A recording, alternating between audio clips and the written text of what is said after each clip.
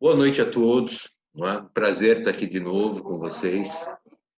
Que bom, que bom que estamos todos juntos. Não é? Bom dia. O cachorrinho, como sempre, participando da nossa aula, né? E hoje a gente termina dolo, coisa que a gente vinha começando. Eu espero que nessa primeira parte da aula a gente consiga terminar dolo e depois a gente faz praticamente completa a coação, tá bom? De modo que amanhã a gente termina estado de perigo e lesão, são dois vícios muito sucintos, né? É pouca coisa para ser falado, e a gente completa essa fase da nossa disciplina, tá bom? A minha expectativa é essa, não tem mistério, tá? O que a gente conversou com vocês aqui, né, na aula passada, é que o erro e o dolo são muito próximos, né? Por quê, professor? Porque os dois defeitos se referem à formação da vontade, né? Você tem uma vontade mal formada em razão de uma falsa percepção da realidade. É isso que acontece nos dois vícios, tanto no erro quanto no dolo, né? Só que no erro essa percepção é espontânea, né? Essa falsa percepção é espontânea. O declarante ele simplesmente se engana sobre essa realidade. E aí nós falamos que se o erro for substancial e se for, né, excusável, desculpável, então que o negócio jurídico poderia ser anulado, né? É anulável o negócio jurídico. Muito bem. E dissemos aos senhores que o dolo tem como única diferença que essa falsa percepção da realidade, ela é provocada, não é? Pelo declaratário ou por um terceiro em favor desse declaratário, né? Com o conhecimento dele. Ou seja, o declaratário maliciosamente ele engana o declarante, né? Induzindo a erro. Nesse sentido, o dolo é o erro provocado, simplesmente isso, né? Mas, de qualquer maneira, você está com a vontade mal formada. Esse é o ponto, né? Então, o declarante quer porque está enganado. Esse é o caso, não é?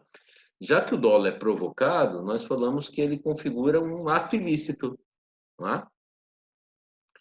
Portanto, na ação anulatória por dolo, você poderia alegar também perdas e danos, ou seja, você poderia promover também um pedido de reparação das perdas e danos que o declarante sofre. Foi basicamente isso, né? Nós dissemos, então, que normalmente prefere-se a alegação do dolo, quando isso é possível, porque o dolo tem uma prova mais fácil, né? Mais descomplicada, posto que, né, basta que eu prove essa ação ou omissão do declaratário da vontade, com vistas a enganar o outro, né? Eu não preciso adentrar na esfera subjetiva do declarante para mostrar o que ele realmente entendeu da realidade. É isso. E, em segundo lugar, porque o dolo, né, permitia essa acumulação da ação anulatória com perdas e danos. Mas no restante é tudo igual, né? Tudo igual. O erro e o dolo, né? O erro tem que ser substancial, ou seja, ele tem que ser a causa da declaração de vontade. O dolo, a gente fala que ele tem que ser essencial ou principal, ou seja, o dolo, né, tem que induzir ao erro, que é a causa da declaração de vontade, para que o negócio seja anulado, né? Se o dolo for acidental, ele só dá margem à reparação por perdas e danos. Foi isso que a gente falou. E aí a gente vai trabalhar agora o restante do dolo com base nessa diferença que nós vimos sobre o erro, tá? Com bastante mais facilidade do que trabalharíamos se a gente não tivesse entendido bem o erro. Tá certo? É só isso.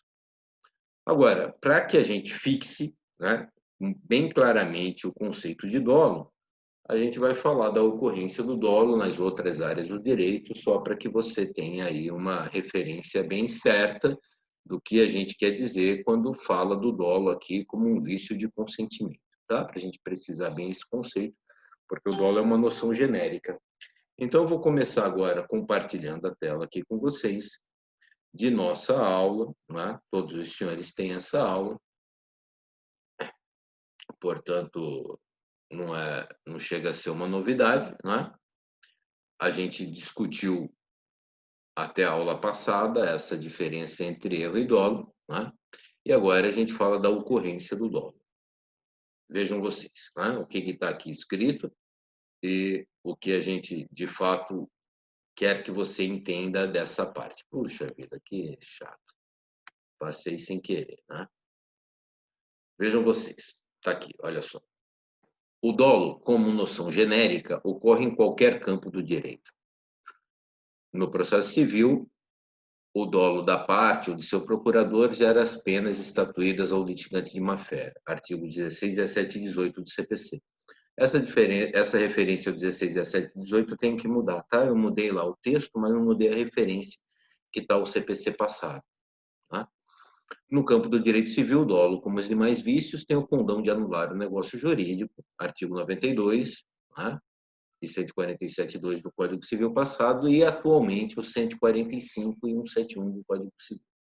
Ora, o 145 diz que o dolo tem que ser principal, tem que ser a causa da manifestação de vontade. E o 171 diz que os negócios são anuláveis, né? Por dolo, erro, coação, estado de perigo, lesão, no prazo de 4 anos. Tudo bem? É isso. Agora, o que é essa história do dolo como noção genérica? Né? Deixa eu te explicar. Genericamente, o dolo é malícia, é ardil, né? Essa má intenção. Exatamente, melhor dizendo. Né? Em termos gerais, o dolo é a má intenção. Então, ele aparece em todas as áreas do direito. Tá beleza? A gente vai trazer aqui, ilustrativamente, a ocorrência dele no processo civil, que é a chamada de litigância de má-fé, e no direito penal, né, no processo civil, por causa da conexão com a nossa disciplina, e no direito penal, porque é mais típico do que vocês já ouviram falar, tá bom? Mas aqui, em termos de vício de consentimento, o dolo é isso, é a malícia, o ardil, a astúcia, né? Portanto, essa intenção maligna mesmo, né? Essa má intenção. Mas aqui, para enganar o outro, para enganar o declarante, tá beleza? Muito bem. No processo civil, como é que ele ocorre? Olha lá. Tá aí no...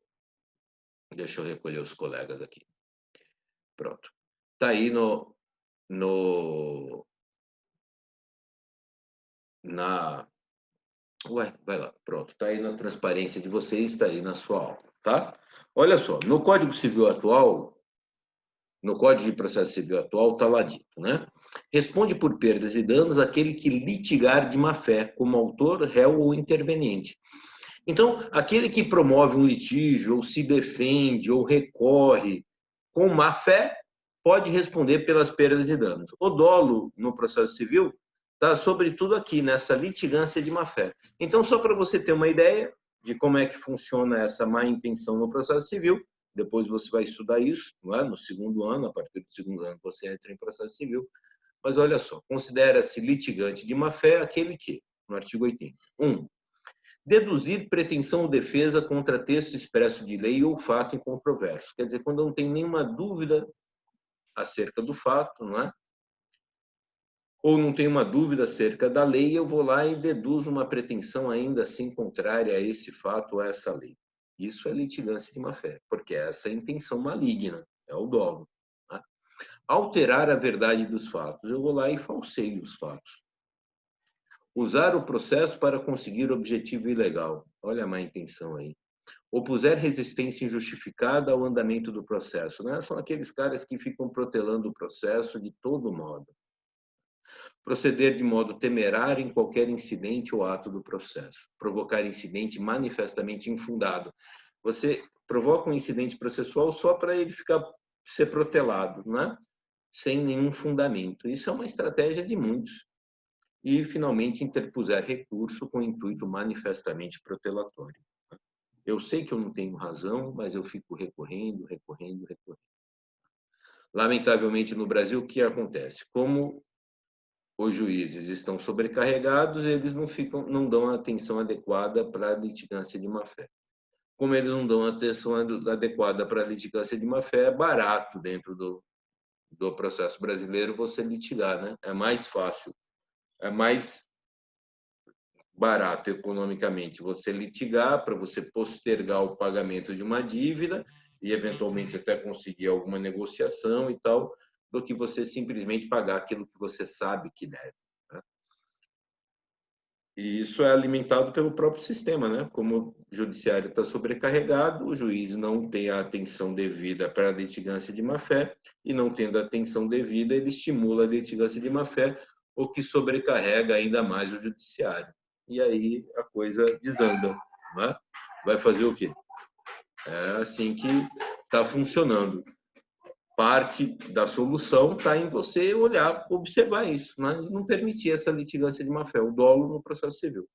Só para você saber, está aqui, olha, de ofício, o juiz pode, por ele próprio, ou a requerimento da parte, né? O juiz condenará o litigante de má-fé a pagar multa, que deverá ser superior a 1% e inferior a 10%. Aí continua, explica essa multa e tal, mas é o dolo dentro do processo civil. Em qualquer área do direito, essa má intenção é uma coisa negativa, naturalmente, né? Só pode ser uma coisa negativa, não poderia ser uma coisa positiva, né? O Daniel tem uma dúvida aqui. O indivíduo pode alegar dolo na doação? Suponhamos que o indivíduo tenha doado uma determinada quantia para instituição de caridade. Porém, 2 meses após sua doação, o mesmo descobre que aquela instituição era uma fraude. Ele pode alegar dolo por parte da instituição? Sim, Daniel, pode. Pode sim. Né? É precisamente esse o caso. Né? É precisamente esse seria um dos casos. Se a instituição de caridade induziu a erro de alguma maneira, né? Assim como a outras pessoas, mas a gente está falando daquela doação em específico. Sendo esse dolo malo, né? Ele pode alegar o dolo e promover a anulação dessa doação. Qualquer negócio jurídico. Tá beleza? Entendeu, Daniel? Excelente, obrigado, professor. Pois não. Ora, daí, né? Esse é o dolo civil. Alguém está com o microfone aberto aí, gente. Presta atenção aí que estou falando perto do microfone. Esse é o dolo no processo civil, né? Que é a área mais próxima da gente. Agora veja no direito penal como é que fica, né? Dá uma olhadinha aí. Você já deve ter visto alguma coisa nesse sentido no direito penal, porque você já está começando a estudar direito penal. O elemento subjetivo é um dos mais importantes no direito penal. Né? Cometer um delito culposamente, quer dizer, por negligência, imprudência e imperícia no direito penal, ou dolosamente, né? Quer dizer, com a intenção de cometer, faz muita diferença do ponto de vista da periculosidade do indivíduo. Né? De modo que lá o artigo 18 do Código Penal define dolo para você. Eu coloquei aqui o seguinte: embora a noção seja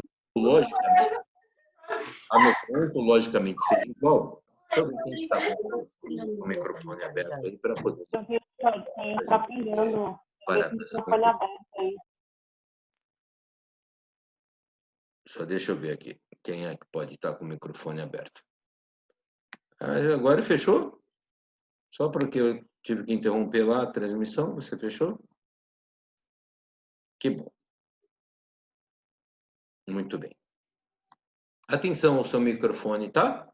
Para a gente não ficar com nenhuma interferência para os colegas. Muito bem. Embora a noção ontologicamente seja igual, ou seja, ontologicamente é a essência, né? Ontológico, ontologia é o estudo do ser, né? Ontologicamente, né? Com relação à essência mesmo, seja igual, não confundimos o dolo nos atos ou negócios jurídicos com o dolo no direito penal. Por que ontologicamente eles são iguais? Porque trata-se dessa intenção maligna, né? Neste é doloso o crime quando a gente quis o resultado ou assumiu o risco de produzi-lo. Quando a gente quis o resultado, a gente fala do dolo direto no direito penal, né? Quando ele assumiu o risco de produzi-lo, é o chamado dolo indireto, o dolo eventual, né? É o cara que bebe sabendo que vai dirigir depois. Esse cara, eu não me conformo ainda hoje, né? De que esse cara não responda por homicídio doloso se ele mata alguém. Porque ele sabendo que ele vai dirigir, ele bebe, então ele assume o risco de produzir o resultado. É diferente do cara que está num churrasco, né? Ou está em casa, descansando, chegou em casa no final, vai lá, toma sua dose de uísque, toma 2 doses de uísque, cada um cuida da sua vida, e aí ele recebe uma ligação de urgência de um filho tal, e tem que sair. Esse cara tem que responder por crime culposo, né? Se ele eventualmente atropela alguém tal, porque ele não sabe. Mas o cara que bebe, né? Isso vale para todos vocês, é uma questão de conscientização, né? O cara que bebe sabendo que vai dirigir, ele está assumindo o risco de produzir um resultado, porque a gente sabe do, das dificuldades que a bebida causa na direção, né? E eu não falo isso para condenar ninguém, não, porque né, eu também já fui jovem e tudo mais. Eu falo isso só como alerta. Agora, muito bem, né? Ali é o dolo no direito penal. O dolo como querer um resultado negativo ou assumir o risco de produzir esse resultado negativo. É isso. Tá beleza? A intenção maligna. É isso, né? Nesse dispositivo estão presentes as duas espécies de dolo do direito criminal, o dolo direto e o indireto. Né? O direto, o indireto é chamado também de dolo eventual, né? O dolo indireto para nós aqui tem um outro significado. Compete a outra ciência estudá-los. Para nós, por hora, importa saber que, sendo o dolo um ato ilícito, tal ilicitude pode tipificar crime e daí ocorrer que o dolo civil seja também dolo criminal, acarretando procedimentos paralelos com pontos de contato entre ambos os juízos. Muito bem, eu não quero detalhar isso, né, entrar lá na seara penal, mas veja, o dolo, né, induzir alguém em erro maliciosamente, pode configurar o que a gente chama de estelionato. Né? Lá no artigo 171 do Código Penal, está lá, estelionato e outras fraudes. Né? O estelionato, a tipificação penal dele é mais ou menos como que induzir ou manter alguém em erro visando proveito econômico próprio ou alheio. Né? Várias pessoas fazem isso. Ora, se o dolo no negócio jurídico também configurar o estelionato, então o cara vai responder civil e criminalmente. Mas são duas esferas diferenciadas. Eu processo o cara na esfera civil, né? Se eu quiser, se eu desejar, para anular o negócio e para obter as perdas e danos. No direito penal, o que você tem como regra é uma ação penal pública, ou seja, é o próprio Ministério Público que vai processar esse cara, essa ação é indisponível para a vítima e tal. Basta que a autoridade policial tenha conhecimento para que ela abra o inquérito, para que ela apure culpa, né? Esse inquérito, o relatório desse inquérito é oferecido ao Ministério Público, o Ministério Público vai, se for o caso, oferecer a ação penal, né? Também é indisponível para o Ministério Público a ação penal, configurado o fato, configurada a autoria, ele está obrigado a oferecer a ação penal, e o juiz aí, ao final, vai julgar a ação penal. Muito bem, a ação penal corre numa esfera, a ação civil corre numa outra esfera, existem pontos de contato. A gente vai até ter oportunidade de falar disso lá quando tratar de ato ilícito, mas aqui eu só quero fazer esse paralelo com vocês e demonstrar claramente qual é o conceito de dolo dentro do que a gente está trabalhando aqui. Né? Como em todas as áreas, é essa intenção maligna. Mas aqui, como vício de consentimento, é a intenção maligna de maliciosamente, ardilosamente enganar o outro para obter dele uma declaração de vontade que ele não daria caso não estivesse dentro desse engano. Tá bom? Beleza. Chegamos ao nosso conceito de dolo. terminamos a discussão que começamos na aula passada. Essa é a realidade. Né? Só terminamos. Muito bem. E agora, indo adiante, né? Estão aqui os requisitos do dolo, segundo o professor Washington de Barros Monteiro. Né?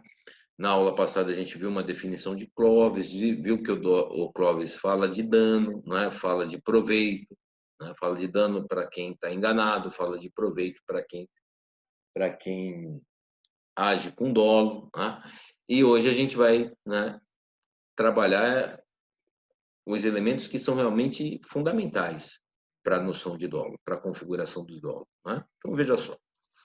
Segundo Washington de Barros Monteiro e Serpa Lopes, podemos enumerar os requisitos do dolo. Está lá. A. Né? Para que se configure o dolo no direito civil. Intenção de induzir o declarante a praticar o ato jurídico. Muito bem. Essa intencionalidade é fundamental. Eu tenho que querer induzi-lo à prática do ato jurídico. Muito bem. Ato em sentido amplo, né? Atos e negócios jurídicos. B. Utilização de recursos fraudulentos graves, dolos malos, né? Atenção ao que a gente trabalhou aqui na aula passada. A gente falou assim, olha, o erro, para ser excusável, ele precisava poder ser percebido por uma pessoa de diligência normal. Lembra disso? Hã? Então, assim, se eu sou um homem médio e posso perceber que o outro está em erro, pelo princípio da confiança, né, esse negócio poderia ser anulado. Se eu, como uma pessoa de diligência normal, nem poderia supor que o outro estava em erro, então, pelo princípio da confiança, eu não poderia anular isso. Né? Quer dizer, eu não posso anular um negócio porque o daltônico comprou alguma coisa da cor errada. Não posso anular porque ele só comprou da cor errada por uma característica pessoal dele, né, que o outro não tinha como supor. Então, foge desse critério do homem médio. Com o dolo é esse mesmo critério, o critério do homem médio. Olha, eu tenho que ter uma fraude, né? Eu tenho que ter artifícios que sejam suficientes para induzir em erro esse homem médio. Essa é a questão básica. Né? Porque malícia, ardil, astúcia, todo mundo usa na sua vida o tempo todo. Né? Toda propaganda tem um pouco de malícia, de astúcia, de ardil. Não é verdade? Propaganda de cigarro, quando existia, colocava o cigarro numa coisa, né, bonita, charmosa e tal, e o cigarro é absolutamente, né, execrado hoje em dia. O fumante sofre, né, com uma certa segregação social. Propaganda de cerveja, todas elas associam com mulher bonita. Olha, e não existe nenhuma relação entre você beber cerveja e você pegar mulher bonita, né? Exceto pelo fato de que você passa a achar que a mulher é mais bonita do que ela realmente é. Né? E com as mulheres da mesma forma. É isso. Né? Então, alguma malícia, alguma astúcia, algum ardil é admitido, é chamado dolus bonus. Né? Esse não tem efeito jurídico nenhum. Para que tenha efeito jurídico, é necessário que exista esse procedimento fraudulento grave, né? Assim, com intensidade suficiente para induzir em erro uma pessoa de mediana diligência, não a pessoa mais pura, não uma criança, uma pessoa com raciocínio infantil, uma pessoa de mediana diligência. Ou seja, se eu vou vender um carro, meu filho, se eu vou vender um carro, é normal que eu tente marcar o horário para você vistoriar o carro durante a noite. Tudo bem, você vai lá ver à noite, mas marca de passar no dia seguinte de manhã também para ver o carro à luz do dia, né, meu irmão? Para você poder perceber melhor as falhas de pintura, de lataria. Né? Se eu vou vender um carro, é normal eu passar um pretinho, né, no pneu para parecer mais novo. Isso não engana ninguém. Né? Se eu estou vendendo uma caminhonete em que eu andei muito em estrada de terra, pegou cascalho, a pintura vai ficando meio, né, sovadinha e tal, eu vou lá, mando polir, cristalizo para a pintura parecer melhor. Isso não é um recurso fraudulento grave. Isso não vai fazer com que uma pessoa de mediana diligência seja enganada. É isso. Então, isso seria dolus bonus, simplesmente. Agora, se eu atraso como é que chama? O marcador de de quilometragem, então é claro que é um artifício grave, é dolos malos, você entendeu? Serve para enganar essa pessoa de mediana diligência. É isso. Né? Muito bem. Veja, aí C, que esses artifícios sejam a causa determinante da declaração de vontade, dolo principal ou essencial, né? Essa parte eu acho que o Washington não foi inteiramente feliz. Se o dolo é principal, o negócio será anulável. Agora, existe o dolo acidental. Só que o dolo acidental não levará à anulação do negócio jurídico, levará tão somente à reparação por perdas e danos. Né? Ou seja, o dolo causou o próprio negócio, trata-se de anular um negócio. Se o dolo influenciou só numa circunstância lateral do negócio, por exemplo, você aceitou pagar mais, então trata-se de reparação por perdas e danos, né? E não de anulação do negócio. Pelo princípio da conservação que a gente já estudou quando estudou em erro. Quer dizer, é a mesma coisa. Né? A gente não está conversando sobre coisas diferentes. É isso que eu gostaria que você percebesse, essa logicidade que há no tratamento. Né? E D, que procedam do outro contratante ou sejam por estes conhecidos como procedentes de terceiros, né? O dolo direto ou dolo de terceiro aqui. Então, se você é o declarante e eu te induzi em erro, eu cometi dolo direto. Agora, se você é o declarante e um terceiro te induziu em erro, eu posso ou não ser culpado disso. Depende se eu sabia que esse terceiro estava te induzindo em erro, né? Se eu tinha como saber. A gente vai falar desse dolo de terceiro já já. Mas, nos dois casos, o efeito é o mesmo. Né? Se é dolo principal, eu posso anular o negócio jurídico se o outro participante do negócio, se o declaratário do negócio, sabia que esse terceiro estava influindo. Se ele não sabia, eu não posso anular o negócio jurídico. Né? Se o dolo não é essencial, e se ele é só um dolo acidental, né? Se ele não é um dolo principal, então eu não posso anular, mas eu sou ainda responsável pelas perdas e danos, juntamente com esse terceiro que está enganando a pessoa. Agora, se eu não sabia que esse terceiro estava lá atuando, aí é um problema do terceiro, né? Ele que tem que responder pelas perdas e danos, pelos prejuízos causados, e o negócio, em regra, é mantido. A gente já chega lá, né? Mas o dolo pode ser próprio, pode ser de terceiro. Tá bom? Com base nesses requisitos do dolo, a gente vai, né, tentar uma classificação do dolo, e aí é isso que eu quero te dizer. Você leu, né, você assistiu vídeo aula, você reviu as suas anotações, enfim, né? E você, no dia da prova, que é só rememorar, então você vai pegar esse quadro aqui, tá beleza? Que é uma classificação do dolo. Das espécies de dolo. E isso mesmo vai acontecer na coação, você vai ver já já, né? Você vai ver ainda hoje. Veja só. Tá? Nesse quadro. Está aqui. Espécies de dolo. Classificação do dolo. Né? Dolos bônus. Não acarreta na anulabilidade nem nas perdas e danos. Não tem nenhuma consequência jurídica o dolos bônus. O que é o dolos bônus? É esse ardil, essa malícia, essa astúcia que todos nós usamos, que é considerado normal. Que se a gente usa na nossa vida pessoal, a gente é mais esperável ainda na vida negocial. Né? É esse procedimento astucioso natural. É o cara que passa pretinho no pneu, que cristaliza o carro, né? A pintura, que marca o horário à noite, né? Que procura que alardeia as qualidades da coisa que ele quer vender e minimiza os defeitos, né? São malícias naturais. Eu sou uma das pessoas mais transparentes da vida, você acompanha isso. Agora, se eu vou fazer uma campanha para quem não me conhece, eu não vou falar dos meus defeitos, naturalmente, na verdade. Faz parte.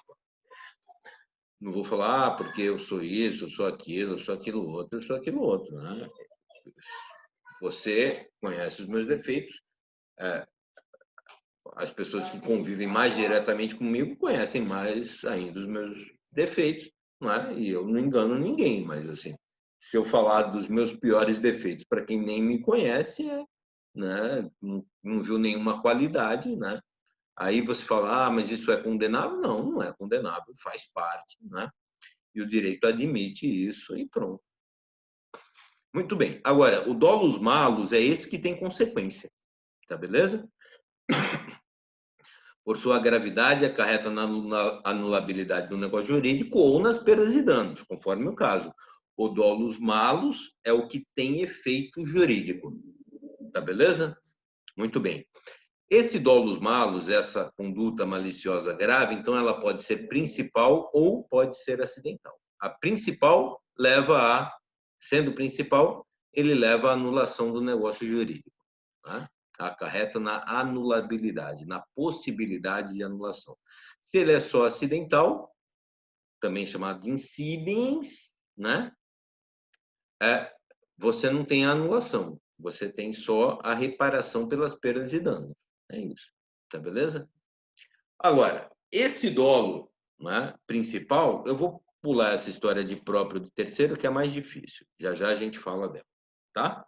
Esse dolo principal, ele pode ser por ação, positivo, ou pode ser por omissão, dolosa. Pode ser o dolo dito negativo, né? O que é o dolo negativo? É quando eu deixo de falar, tendo tido a ocasião, sendo esperado que eu fale. Basicamente é isso. Nesse ponto, eu vou interromper a nossa transmissão aqui para chamar o nosso Código Civil, né? Que eu quero fazer diretamente lá no Código Civil. Deixa eu ver se tem mais alguma coisa. O Pedro já falou aqui, beleza. Pronto. Então, para a gente trabalhar essas questões do dolo, agora eu vou compartilhar o nosso Código Civil diretamente, né? Para ficar mais fácil, a aula estava até mais vasta do que o Código Civil. A gente vai simplificar muito falando do Código Civil, depois eu te mostro como é que isso ficou em aula, tá? Tá aqui o seu Código Civil, tá aí o dolo, são só, veja, 6 artigos, né? O 145 diz assim, são os negócios jurídicos anuláveis por dolo quando este for a sua causa, ou seja, se o dolo é essencial, ele é anulável, né? Agora, o dolo acidental, o dolo que não é a causa da declaração de vontade, que só influi na declaração de vontade lateralmente, por exemplo, só influi no preço, né? O dolo acidental só abriga a satisfação das perdas e danos. É acidental quando, a seu despeito, o negócio seria realizado, embora por outro modo. É isso, né? Então, se o dolo é a própria causa da declaração de vontade, o negócio não teria sido realizado sem essa malícia que induz em erro, então é o caso de anular. Se o negócio teria sido realizado, só que por outro modo, por exemplo, por um menor preço, então é o caso só de discutir perdas e danos, tá? Da mesma maneira, você falava em erro substancial e em erro acidental. Só que no erro acidental você não podia falar de perdas e danos porque não existia ato ilícito. Então você falava em correção, retificação da declaração de vontade. Lembra? O erro de cálculo só autoriza a retificação da declaração de vontade. Se é dolo, é ato ilícito, é perdas e danos, né? Se é acidental, é só as perdas e danos. Muito bem. Agora veja o 147, que interessante. Nos negócios jurídicos bilaterais, o silêncio intencional de uma das partes, veja, silêncio intencional de uma das partes a respeito de fato ou qualidade que a outra parte haja ignorado, constitui omissão dolosa, provando que sem ela o negócio não teria realizado. Ela constitui omissão dolosa. Se você provar que sem ela o negócio não se teria realizado, é dolo principal.